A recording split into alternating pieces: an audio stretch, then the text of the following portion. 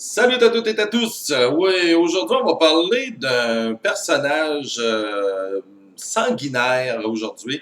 Un sujet quand même assez lourd. Elizabeth Bathory. Ah, mais qui était-ce? Ben, il y a tellement de choses qu'on peut raconter sur elle, Elizabeth Bathory. Si vous connaissez un peu la légende de Vlad the Impaler, Dracula, hein, qui a eu à peu près une centaine d'années auparavant, dans les années 1400, ben, elle est venue plus dans les années 1500, même, elle est née en 1514, si ma mémoire est bonne, et c'est du côté de l'Hongrie. C'est juste à côté, dans le fond, là, de la Transylvanie, où il y avait Dracula, Vlad. Alors, Elizabeth Bathory, elle, de son côté, c'est sûr qu'on a sorti beaucoup de choses, mais moi, j'aimerais raconter ce qui s'est passé, mais en même temps aussi soulever des doutes. OK? Bon, je ne veux pas l'excuser, je ne veux pas faire l'avocat du diable. Moi, je suis là pour les faits Flynn, pour raconter les faits, mais en même temps aussi d'y aller avec un petit doute dans tout ça. Pourquoi? Parce que euh, bon, OK, on va raconter un peu son histoire. OK, bon, c'est une femme qui est très puissante. C'est en Hongrie, mais aujourd'hui, ça fait partie de la Slovaquie, où il y avait son château, qui est le château de Kastis. Kastis. Alors, qui existe toujours aujourd'hui, mais ce n'est que des ruines. Et les touristes peuvent aller visiter. On a même l'endroit où ce que Elisabeth est enterrée. On peut apercevoir quand même beaucoup de choses là, reliées avec le château, même si c'est des ruines.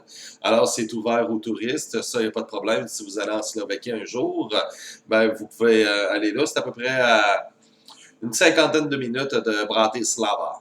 Alors, et c'est en chemin aussi vers Prague, là, du côté de la République tchèque. Donc, on est complètement là, du côté de l'Europe de l'Est. Et puis, c'est ça. Donc, qu'est-ce qui est arrivé? C'est que elle, c'est une femme très puissante et lorsque tu fais partie de la haute société, tu oses pas rien dire contre eux autres. Ils ont des pouvoirs que les autres, le simple paysan n'a pas, et ainsi de suite. Faut dire que sa famille vient quand même d'une grande famille très, très noble du côté de l'Europe. Et puis, c'est une famille qui est quand même assez marginale aussi de ce côté-là. Pourquoi? Parce que sa famille, il y a eu beaucoup de consanguins dans la famille. Il y a eu des gens qui ont fait des crimes. Il y a même des princes, à un moment donné, qui ont tous été condamnés en prison pour avoir fait des crimes odieux. Et c'était des gens qui étaient un petit peu weird, là. Tu sais, c'était pas le monde le plus trustable au monde. Donc, c'est comme une bande de fuckés, une famille de fuckés et des générations de fuckés, ce qui fait qu'elle, elle était peut-être pas mieux que les autres qu'il y avait avant elle. Sauf qu'elle, elle se marie, et puis c'est ça, avec un couple avec qui elle a 3 filles et un garçon. Alors, puis lui, ben, ce qui arrive, c'est qu'à cette époque-là, il y a les Turcs qui tentent de prendre un peu le territoire. Et c'est l'armée de son mari, justement, qui protège toute l'Hongrie au complet et qui était beaucoup plus immense à l'époque comparativement aujourd'hui. Et c'était son armée qui était capable de repousser les Turcs. Et c'était une époque, bon, on se souvient même Vienne, du côté de l'Autriche, qui n'est pas tellement loin. C'était pareil, ils ont siégé la ville, et puis même de là vient, un peu pour se moquer des musulmans, c'est de là vient l'histoire du fameux croissant que l'on mange, là, le bout de pain là, que l'on mange pour faire un clin d'œil au croissant musulman. Là. Alors, là, c'est ça. Et puis, lui, il est capable de repousser l'armée turque pour pas qu'ils prennent possession de l'Europe et que virer ça complètement là, musulmane. Malgré que c'était un protestant, et Élisabeth était protestante aussi, n'était pas catholique. Ce n'était pas des catholiques. Alors, contrairement même à Vlad, qui lui était catholique en passant, et même, OK, t'es pas catholique, mais tu nous sauves, fait que t'es quand même là, bien considéré parce qu'il sauve le derrière du pays au complet, de la royauté. Le roi est immensément endetté envers lui. Tous les petits royaumes qui ont autour sont tous endettés envers la famille Bathory, justement, elle et son mari. Et puis, là, c'est ça. Donc, lui, c'est Frédéric, quelque chose comme ça, là, son nom. C'est ça, là, c'est du par cœur que je fais. Alors, Frédéric, là, quelque chose comme ça. Lui aussi, bon. Donc, lui, de son côté, ben, devient très puissant et elle, très puissante. Sauf qu'en 1604, lui, il meurt. Lui, il va décéder. Et puis, elle, il ne faut pas oublier qu'Élisabeth, dans ce temps-là, c'était la plus belle femme qu'il y avait dans le coin. C'était la plus belle femme de l'Europe. Elle avait une beauté là, incroyable et elle faisait tourner les têtes et ainsi de suite. Sauf que, comme je vous disais, c'est une famille qui est assez weird elle, de son côté. Donc, c'est une femme qui était une fille à cette époque-là qui était quand même assez cruelle, qui ne gênait pas pour frapper des gens et la vie des gens ne valait pas grand-chose. Surtout que tu fais partie de la noblesse, là, la vie des gens ne valait pas grand-chose, alors elle ne se gênait pas vraiment. Donc, tu peux pas tellement contester ça parce que c'est elle, tu sais. Et son mari, ben, il sauve le derrière de tout le monde, là, tu sais, avec les guerres et ainsi de suite. Sauf qu'il meurt en 1604. En 1604, il décède. Donc, c'est elle, imaginez que là, c'est elle qui devient héritière de tout. Elle vient héritière de l'armée. Elle vient de tout hériter de A à Z. Une grande partie de l'Hongrie. Et ça dérange beaucoup de monde. Ça dérange la royauté. Le roi, ça le dérange. Surtout que le roi, il y a une grosse dette envers elle. Et il y a plein de seigneurs, autrement dit, qui ont autour, qui eux aussi des comptes, qui eux n'aiment pas tellement ce qui se passe en ce moment. Parce qu'en plus, c'est une protestante, c'est pas une catholique. Ah, oh, puis c'est une femme. Donc, ça passe pas, là. Tu sais, il n'y a rien de ça qui passe. Donc, ça, on le prend un petit peu moins. Et c'est ça. Fait que là, ben, faudrait qu'elle se tasse de là. Mais comment faire, tu sais, parce que, là, comme je vous disais, elle est très puissante et ainsi de suite. On va essayer de trouver de quoi pour la faire sortir. Ah, là, c'est ça.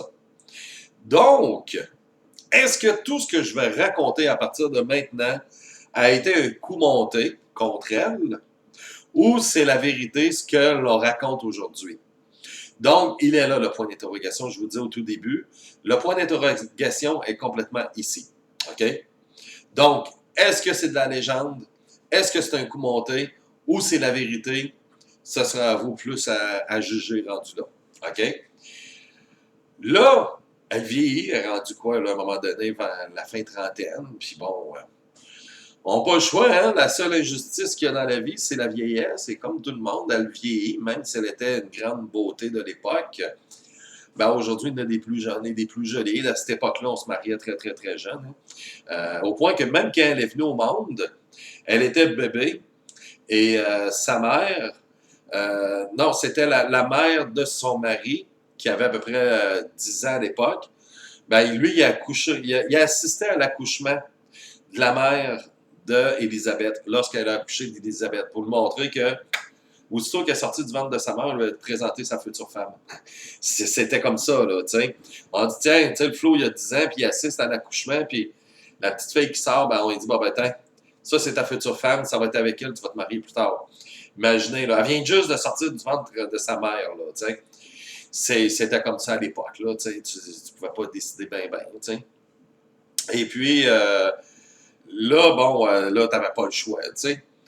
Donc, elle, ben, à un moment donné, elle s'aperçoit qu'elle vieillit. Et c'est un soir que, bon, elle demande à une de ses domestiques, il y avait toujours 3-4 personnes autour d'elle, hein, sa nourrice, son confident, il y avait toujours des gens autour d'elle qui faisaient, qui comblaient tout ce qu'elle demandait. Et qui étaient complices avec elle aussi, là. Et une des servantes qu'il y avait, qui lui peigne les cheveux, et avec une brosse. Et vous savez, à cette époque-là, là, au 16e siècle, là, les brosses, là, c'était pas des peignes comme les T-Bird dans Grease, là, tu sais, des petits peignes en plastique, là. C'était des gros manches de bois, puis c'était assez puissant. Donc, elle lui brosse les cheveux, et puis la jeune fille, la servante, elle a 16 ans. Et là, c'est ça, elle lui brosse les cheveux. Sans vouloir, elle lui tire un peu, puis bon, comme je vous disais, tu sais comment c'était à l'époque, Elisabeth est comme un peu en colère. Elle pogne la brosse à la fille, puis elle lui donne un coup au front. C'était tellement fort qu'elle a reçu des éclaboussures de sang au visage. Et puis là, elle était en colère, puis bon, tu sais pas comment peigner, blablabla, tu sais, bon, grosse histoire. Elle se place devant le miroir pour nettoyer les éclaboussures de sang qu'elle a reçues, tu sais, au visage. Puis là, ben, voyons, les rides partent. Là, elle s'imagine que elle devient plus jeune avec le sang. Ah ben, regarde ça, toi. Elle dit, fait, t'es-tu vierge? Elle dit, ouais, j'ai 16 ans. Ah ouais, OK. Ben, tu sais, cette histoire-là, là, excuse-moi pour tantôt, là, gars, t'as-tu besoin de quoi de manger? Là, elle a décidé de prendre soin de la fille. Et à tous les jours, ben, la fille était dans une pièce, elle était attachée. Et à tous les jours, ben, il y avait ses complices à elle qui venaient, prenaient un couteau, puis prenaient un peu de sang. Puis, ah ouais, donc, puis là, ben, ils mettaient ça dans un petit pot, puis ils emmenaient ça à Elisabeth, puis Elisabeth prenait ça, puis ben voyons donc, j'ai l'air plus jeune. Ah, regardons ça, toi. Ah! Là, elle commence à faire ça. Sauf qu'à un moment donné, la fille, ben, elle meurt au bout de son sang, donc elle meurt. Ça prend une autre fille. Ben, on va essayer de trouver une autre vierge, hein? Une jeune fille, une belle jeune fille qui est vierge, ben, on va en trouver une autre, et encore une autre. Et il y en a eu en tout 611. Ça s'est fait pendant environ pendant 5 ans. OK? Il y a eu 611 jeunes filles qui ont disparu autour et même un peu partout. Et même à un moment donné, à la fin, ça prenait du sang bleu, ce qui veut dire du sang royal. Ça prenait une vierge d'une famille noble. Et c'est un petit peu là où là, on s'en est aperçu. Parce que c'était une fille qui n'avait pas de famille, c'était des orphelines. Il n'y a personne qui se cassait la tête là, pour dire hey, mais où est une telle? On s'en foutait un peu dans le temps. Tu sais, bon, on ne sait pas ce qu'elle est rendue, elle, on s'en fout. Mais c'est ça qui est arrivé. Mais sauf que là, que c'était devenu des jeunes filles qui avaient le sang bleu. Oh! Tabarouette, là, attendez une minute, là c'est différent. Là, on fait des recherches, puis où est-elle? Puis à un moment donné, ben, on s'est aperçu que, ah, OK, c'est elle. Il y a eu un pasteur qui, à un moment donné, il a voulu dénoncer et qui envoyait des lettres au roi pour dire hey, ça n'a pas de bon sens ce qui se passe ici au château. Là, ça n'a pas de bon sens. Là, il doit se passer quelque chose. Il n'y a personne qui doute de ça parce que tout le monde a peur d'Élisabeth. Puis qui va nous croire? Puis ça prenait vraiment un pasteur pour convaincre le roi. Parce que les paysans, même si tu aurais eu 300 paysans qui seraient arrivés au roi, on n'aurait même pas voulu les écouter. Là, donc, là, le pasteur il envoyait des lettres, mais sauf qu'ils étaient toujours interceptés. Et à un moment donné, cette année, il a dit coudonc, j'ai jamais de réponse. Moi. Il décide de partir la nuit en cheval, et là, c'est là qu'il a été intercepté par la garde rapprochée d'Élisabeth. Et là, ben, on l'a condamné à rester dans son presbytère là, pour le reste de sa vie, puis qu'il n'avait pas le droit de parler de ça, sinon, ben, on sera pas fin avec toi. T'sais. Fait que ça a resté comme ça. Il a été comme un peu réduit au silence, mais il était au courant de tout. Parce que c'est que quand il y avait un corps qui mourait, c'est lui qui s'en occupait, c'est lui qui faisait la messe. Du coup d'or, tabarouette, il y a au moins 5 à 6 jeunes filles jeunes qui meurent depuis tout à coup de même, là, bing bang de même, là, sans raison. Coudonc, y a-tu juste moi qui pose des questions? Pourquoi pas normal ici, là? Parce que les gens s'en foutaient un peu, là. Tu sais, la jeune fille, une petite jeune vierge de 14 ans, rien à foutre, là, tu sais. Donc, là, c'est là, là. Puis là, ben, ils ont commencé un peu à avoir des soupçons. Et elle, ça faisait un trip, elle prenait le sang, puis elle croyait vraiment là, qu'elle devenait plus jeune et qu'elle retrouvait sa jeune beauté. Alors, elle était devenue obsédée vraiment de sa beauté. Là. Elle était vraiment obsédée à ce que je ne pourrais plus vieillir, je vais rester jeune pour toujours. Et c'est avec le sang des jeunes filles vierges que je vais réussir à rester jeune. Sauf, comme je vous disais tantôt, il y avait une avec le sang bleu qui a été portée disparue. Et puis, là, on fait des recherches. Et c'est là qu'on s'est aperçu, OK, là, ça vient du château, là, le château de Castis. Donc, ça vient de là, puis ça viendrait d'Élisabeth. Et au fur et à mesure qu'on a fait des enquêtes, on s'est aperçu que, OK, là, on s'est aperçu, là, on a vu des corps qui étaient enterrés un peu autour du château. Et de un, le sous-sol était rempli de sang partout. Il y avait tellement de sang qu'on devait jeter des chaudières de sang. Imaginez 611 filles qui ont été tuées. Là. Il y avait tellement... Ah, l'inventaire de sang, là, pas de problème. Aussi, lorsqu'on jetait les corps et on les enterrait dans le bois, ce qui arrive, c'est que les loups, ben, à un moment donné, ils sentaient quelque chose, fait que hein, ça creusait, puis ça se pognait, puis ça faisait un lunch, puis à un moment donné, ben, tu sais, il y a des gens qui se promenaient, puis hey, qu'est-ce qu'il y a là? Ça va voir, hey, mais c'est un corps, tu sais. Fait que là, on a commencé à avoir des soupçons, puis on s'est aperçu que, wow, OK, là, il se passe de quoi d'ici, puis on a réalisé qu'en fin de compte, c'est ça, que c'était Elisabeth Bathory qui faisait ça. Alors, il y a eu le procès. Il y a eu son procès. Euh, et ça, c'était en 1611, si ma mémoire est bonne. En 1611, elle est morte en 1614. Donc, 3 ans après la fondation de Québec, elle a son procès. Elle n'a plus jamais assisté à son procès. Je vous disais tantôt, tu sais, pourquoi elle n'a pas pu se défendre. Elle n'a pas eu le droit de se défendre à son procès. Pourquoi? Est-ce que c'est parce qu'on a raconté l'histoire? Parce que, vous savez, dans toutes les histoires, c'est souvent les vainqueurs qui racontent l'histoire. Hein?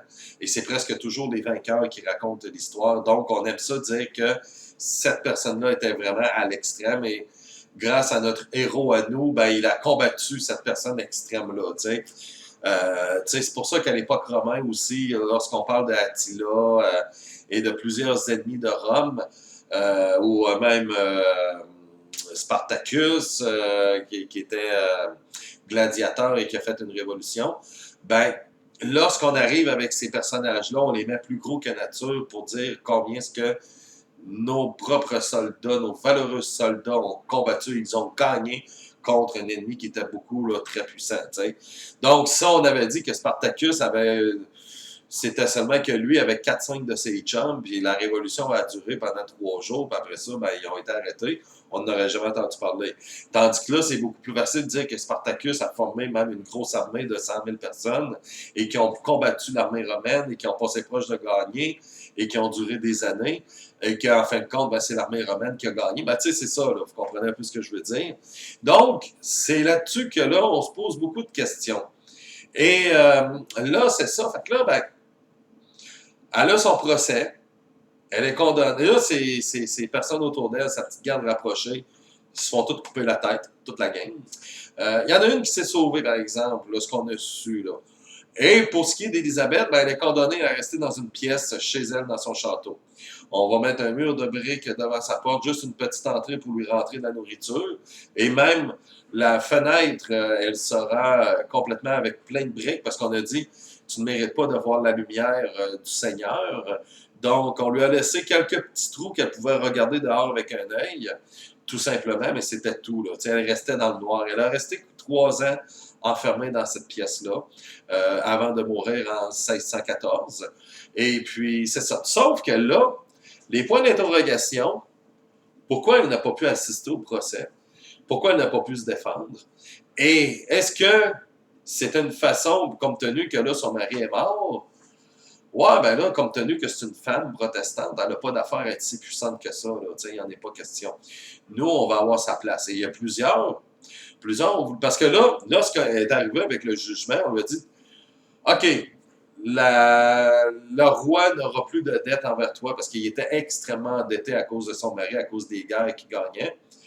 On va annuler la dette, donc le roi n'a plus de dette envers toi, envers ta famille, et tes enfants seront placés, puis on va s'en occuper. Et aussi, les petits seigneurs qui sont autour, ben, vous allez avoir chacun votre part, là, tu sais, puis c'est vous qui va s'occuper de tout ça, puis vous allez avoir chacun votre part, puis tout le monde va être content, puis tout le monde va être heureux, sauf elle. C'est ça, tu sais. C'est un petit peu ça, je pense qu'il y a un petit côté que vengeance qu'on voulait, et qu'il y en a, puis c'est drôle, c'est tous des catholiques. Ben oui, le roi aussi est catholique, et les petits seigneurs autour, c'est à tous des catholiques. Ah, la méchante protestante, elle, par exemple, on a réussi à la tasser. On se dit, bon, ben écoute, son mari n'est plus là, donc on peut la tasser, elle. Et là, on l'a fait comme une grande méchante. Est-ce que tout ça a été un coup monté de l'époque pour la faire tomber et s'assurer que, gars, qu'il n'y a rien qui va sortir parce que là, elle ne sera pas au procès. Puis on va l'enfermer où ce qu'elle ne verra plus jamais un seul autre être humain qu'elle, et même pas de miroir en plus.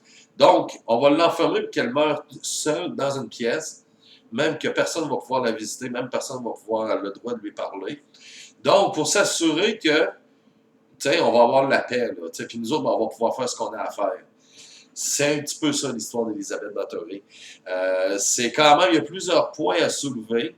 Il y a plusieurs points qui sont à soulever, mais c'est sûr que, bon, quand même, qu'on revient dans le passé, il n'y a rien qui va changer. Là, ça fait quand même, ça fait au-dessus ça fait 400 ans de cette histoire-là. Donc, c'est une histoire qui date de 400 ans, un petit peu plus que 400 ans.